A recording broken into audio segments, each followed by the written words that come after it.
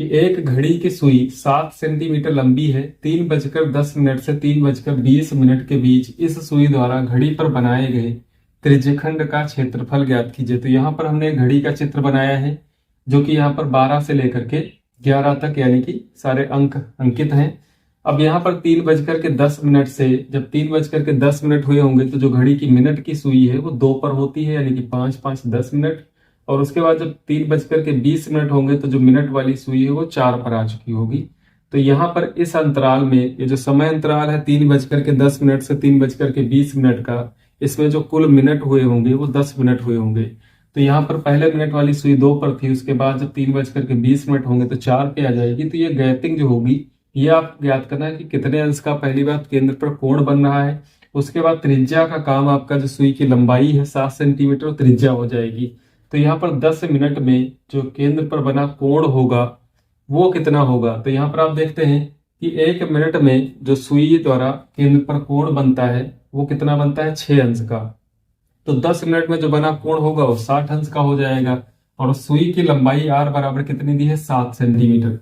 तो यहाँ पर आप लिख सकते हैं चूंकि 1 मिनट में बना कोण 360/60 बराबर 6 अंश। अभी आता कहां से है, चूंकि केंद्र पर बना कोण जो होता है वो 360 अंश का होता है और एक जो मिनट वाली सुई होती है वो अपना पूरा चक्कर एक चक्कर कितने में करती है 60 मिनट में। तो 60 से भाग कर देंगे तो 6 अंश आ जाता है, यानी कि 1 मिनट में मिनट वाली सुई 6 अंश का कोण बनाएगी। इसलिए 10 मिनट में बना कोण क्या हो जाएगा 6 अंश गुणे 10 बराबर 60 अंश का। ये आपका थीटा हो जाएगा। अब आप इस त्रिज्यखंड का क्षेत्रफल जब ज्ञात करेंगे, त्रिज्यखंड के क्षेत्रफल का सूत्र होता है पाई r स्क्वायर थीटा बटा 360। यहाँ पर आपको मान रख देना है, पाई का मान रख लीजिए 22/7 और आर त्रिज्या दी है 7 गुणे 7 2 बार हो जाएगा।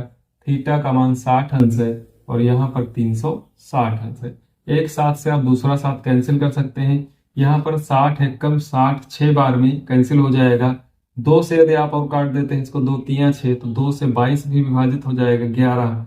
अब अंश में क्या बचता है 11 और 7 की गुणा 11 सते 77 और बटे में आ जाएगा 3।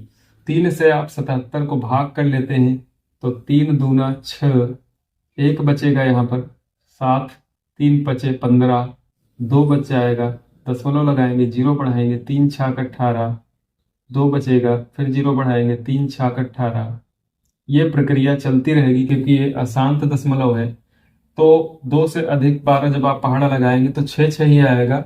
तो तीसरा अंक छोड़ने पर यहाँ पर मान लीजिए एक बार और पहाड़ा लगाते हैं तो फिर 3 छाक 18 और 2 शेष बचेगा। तो ये तीसरा अंक छोड़ेंगे तो दूसरे अंक को हम क्या कर लेंगे एक बढ़ा लेंगे, यानी कि इसका उत्तर आ जाएगा 25.67।